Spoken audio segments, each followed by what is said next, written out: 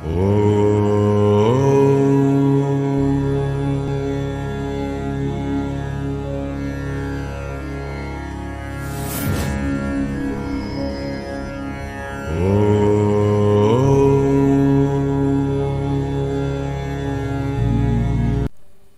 विद्यार्थियों नमस्कार। आदर्श विद्या मंदिर द्वारा संचालित ऑनलाइन कक्षाओं में आपका स्वागत है। कक्षा 10 के लिए संस्कृत में अपन पढ़ रहे थे संधि में विसर्ग संधि पढ़ रहे थे अपन पिछली क्लास में। विसर्ग संधि में मैंने आपको सत्व विसर्ग बताई। उत्व विसर्ग संधि में एक स्थिति आपको एक नियम बताया था। दूसरा उत्व विसर्ग संधि का दूसरा जो नियम है, एक दूसरा जो सूत्र है वह अभी पढ़ेंगे अपन। तो इसके लिए उत्व विसर्ग संधि है, उत्व विसर्ग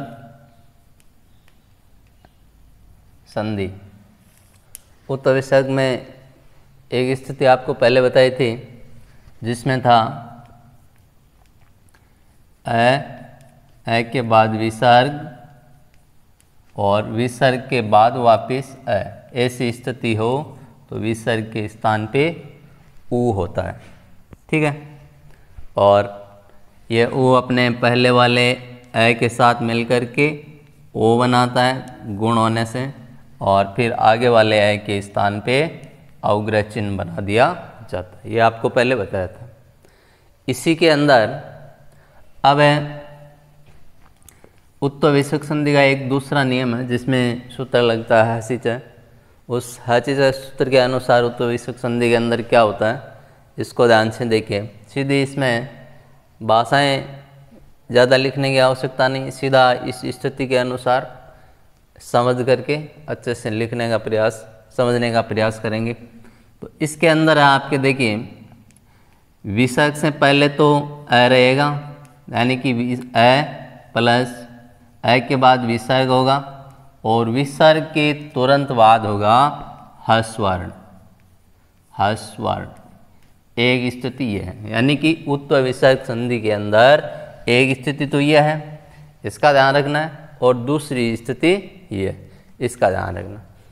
विसर्ग से पहले है विसर्ग और विसर्ग के बाद में ह्रस्व वर्ण। अब ऐसी स्थिति हो तो इस विसर्ग के स्थान पे ऊ बनता है, विसर्ग के स्थान पे ऊ बनता है। अब ये भी सीधा ध्यान में आ जाएगा, है देख लेंगे, विसर्ग सीधा दिखाई देगा, कोई दिक्कत नहीं है। देखना ये है कि ये ह्रस्व वर्ण कौन कौन से होते हैं, इनका ध्यान रखना है। तो देखिए ह्रस्व वर्णों के अंदर एक तो आपका है आता है, य, र, ल, व। इनके अलावा प्रत्येक वर्ग का तीसरा, चौथा और पांचवा वर्ण, यह सभी वर्ण आते हैं ह्रस्व वर्ण के अंदर। समझ गए? है, यह रला है, प्रत्येक वर्ग का तीसरा, चौथा और पांचवा वर्ण।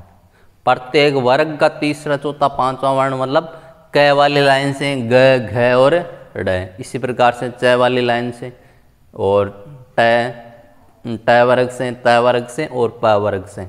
तो इनका ध्यान रखना है, यानी कि ऐसी स्थिति हो तो उत्व विसर्ग संधि होती है, विसर्ग के स्थान पे ऊ होता है, और यही ऊ जैसे उसमें हुआ था वैसे इसमें होना है। यह ऊ अपने पहले वाले ए के साथ मिलकर के गुण आदेश होने से ओ का निर्माण करेगा, और बाकी स्थिति जो है वो ज्यों की ज्यों रहेगी। समझ रहे? तो इसका ध्यान से इस स्थिति को बस इतना यदि आपके ध्यान में आ गया, विसर्ग से पहले ए होगा, विसर्ग के बाद में ह्रस्व वर्ण होगा। ध्यान ये रखना है कि ह्रस्व वर्ण कौन कौन से हैं। इसके लिए मैंने आपको लिखा, आपके सामने लिखा है यह रलव है, और प्रत्येक वर्ग का तीसरा, चौथा और पांचवा वर्ण, यह सभी कहलाते हैं ह्रस्व वर्ण। इनका ध्यान रखना।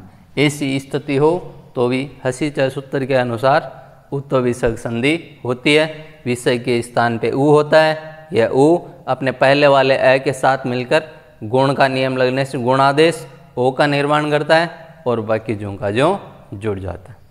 अब देखिए इसका उदाहरण, जैसे उदाहरण मैंने लिखा रामः प्लस लिखति। ध्यान से देखिएगा, सीधा विसर्ग तो दिखाई दे रहा है। विसर्ग से पहले अ होना चाहिए। विसर्ग से पहले म है, म का अंतिम जो स्वर है अ है, अ भी है। अब विसर्ग के बाद यानी प्लस के चिन्ह के तुरंत बाद ह स्वर्ण होना चाहिए। ह स्वर्ण कौन कौन से हैं ये हमारे ध्यान में होना चाहिए। यहाँ पर देखिए ल आ रहा है। आप देखिए ह स्वर्णों के अंदर ल आता है क्या? ल आता है तो हसी चाय सूत्र के अनुसार उत्तो विसर्ग संधि का नियम लागू हो रहा है। तो अब इस विसर्ग के स्थान पे क्या बन जाएगा? उ। ये उ आ जाएगा यहाँ। यह उ अपने म के अंदर जो अ है इस अ के साथ मिलकर के ओ बनाएगा और आगे जो है वो ज्यों का ज्यों जुड़ जाएगा। अर्थात ये अपने बन गया। और इसको अच्छे से समझने के लिए देखिए टुकड़ों में करके आराम से लिख सकते हैं। उदाहरण है हमारे सामने, रामः प्लस लिखति। मैं के अंदर जो अ है उसको अलग कर लो। ये अ यहाँ आ गया, आगे विसर्ग है, ये विसर्ग के स्थान पे उ हो जाएगा। आगे वाला जो है उसको ज्यों का ज्यों लिख दो। लिख दिया। अब इन दोनों ए और ओ, उ दोनों मिलकर के क्या बनाएंगे? ओ। और इस ओ की मात्रा लग जाएगी इस माय के साथ। अर्थात यह उदाहरण हो जाएगा आपके रामो लिखति।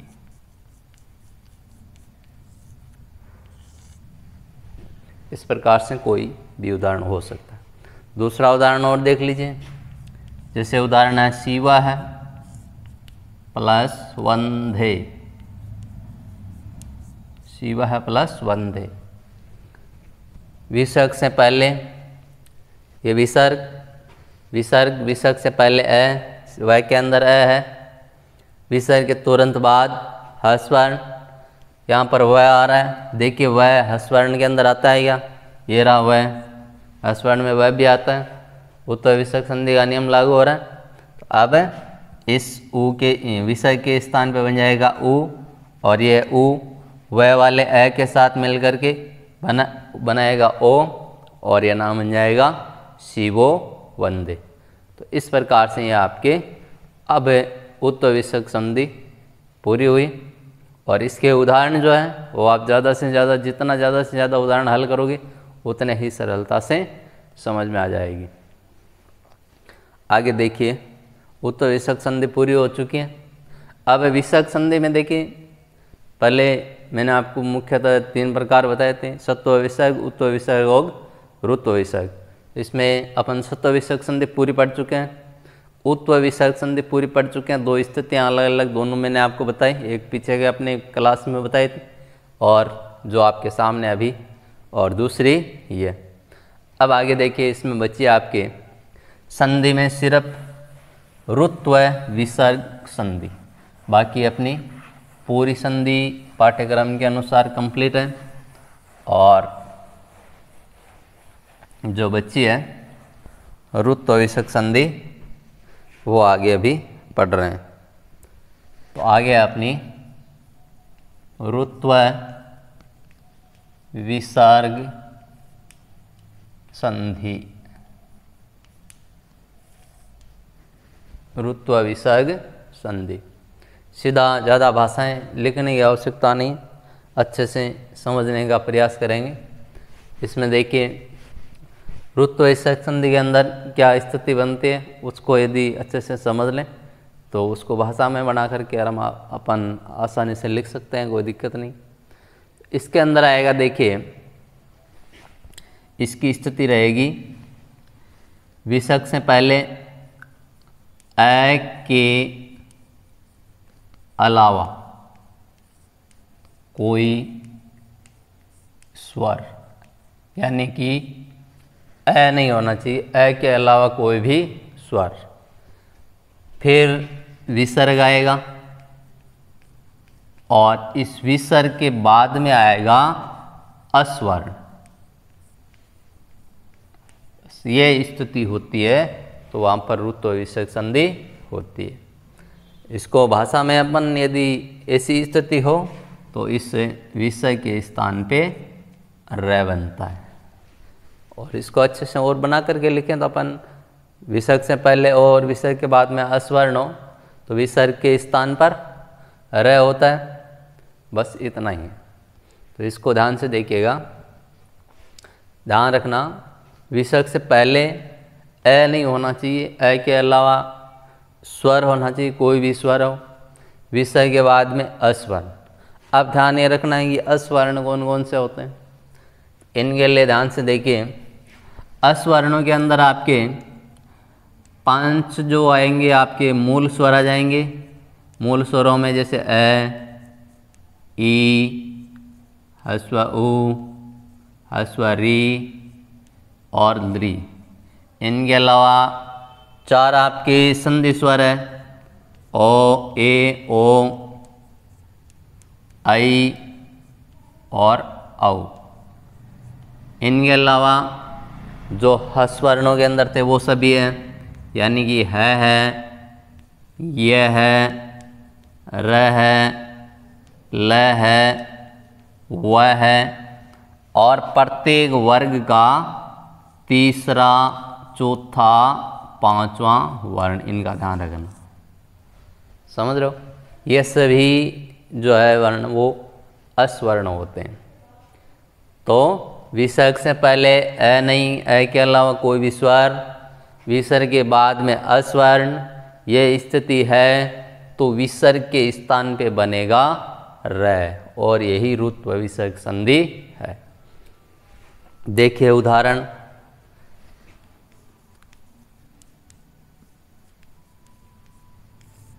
जैसे मैंने लिखा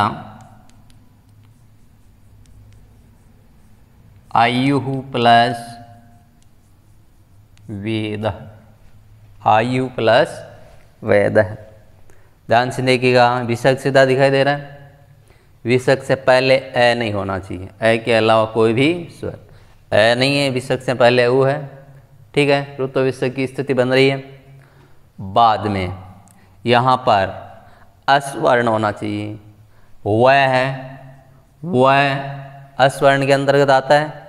देखिए ये रहा व, अर्थात रुत्व विसर्ग संधि की स्थिति बन रही है। अब इस विसर्ग के स्थान पे क्या बन जाएगा, र। रुत्व विसर्ग संधि में क्या होता है, विसर्ग के स्थान पर र, ये र बन जाएगा। बाकी कोई परिवर्तन नहीं होना है, आगे ये ज्यों का ज्यों जोड़ दिया जाएगा। विसर्ग के स्थान पे र आ गया तो आयु, विसर्ग के स्थान पे र और आगे वाला वैद है। र आधा है, आगे कोई स्वर है नहीं, यहाँ कोई स्वर होता तो र मिलकर पूरा भी हो जाता, तो आधा है तो आगे वाले के ऊपर जाएगा और यह नाम बन जाएगा आपके आयुर्वेद। ठीक है, इस प्रकार से इसका कोई भी उदाहरण हल कर सकते हैं अपन। दूसरा उदाहरण इसका देख लीजिए, जैसे धनुः प्लस विद्या, बोलो क्या बन जाएगा, धनुर्विद्या। विसर्ग से पहले देखिएगा ए तो नहीं है, ए नहीं है, वो आ रहा है। विसर्ग के बाद में देखिएगा अस्वर्ण है, क्या वह अस्वर्ण के अंदर आता है, अर्थात रुत्व विसर्ग संधि का नियम लागू हो रहा है। तो सीधा विसर्ग के स्थान पे र हो जाएगा, विसर्ग हट जाएगा, यहाँ का जो र है आगे वाले के ऊपर चला जाएगा और ये उदाहरण बन गया आपके धनुर्विद्या। और कोई भी उदाहरण देख लीजिए, जैसे चतुः प्लस भुज, चतुः प्लस भुज। देखिए विसर्ग है, विसर्ग से पहले है तो नहीं है, ए नहीं है, वो आ रहा है। तो और आगे देखिए भय आ रहा है, भय अस्वर्ण के अंदर आता है क्या। देखिए प्रत्येक वर्ग का तीसरा, चौथा, पांचवा वर्ण, इनमें देखिए भय किस वर्ग में आता है, पय वर्ग में। पय वर्ग का तीसरा, चौथा, पांचवा वर्ण कौन कौन सा होता है, ब, भय और म, अर्थात ये पय वर्ग का चौथा वर्ण है, अर्थात अस्वर्ण के अंतर्गत है।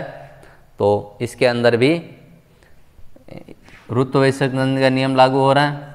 इसके स्थान बन जाएगा र, और अपने ये उदाहरण बन गया चतुर्भुज।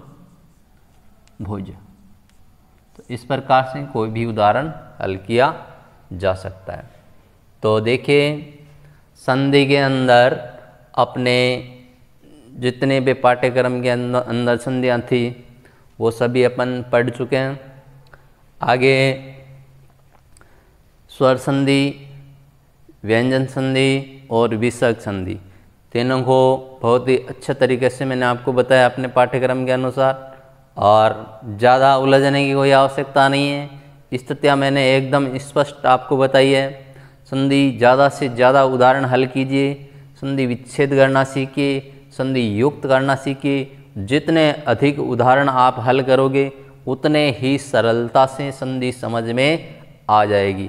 ज़्यादा कोई उलझन नहीं है। परीक्षा के अंदर सिर्फ और सिर्फ पूछा जाता है या तो किसी भी संधि उदाहरण का संधि विच्छेद करके संधि का नाम पूछा जाता है, या संधि युक्त करके संधि का नाम पूछा जाता है। इनके अलावा कुछ भी नहीं आता। तो अपने इसके अनुसार मैंने आपको बहुत ही अच्छे से समझाने का प्रयास कीजिए, और मन लगा के पढ़िए, ध्यान से पढ़िए, बिल्कुल आपकी ये समझ में आ जाएगा। आगे देखिए अपने संधि जो टॉपिक था वो कंप्लीट हो चुका है, और आगे का अपना जो भी टॉपिक होगा अपन लेंगे आगे क्लास में। आज के लिए इतना ही।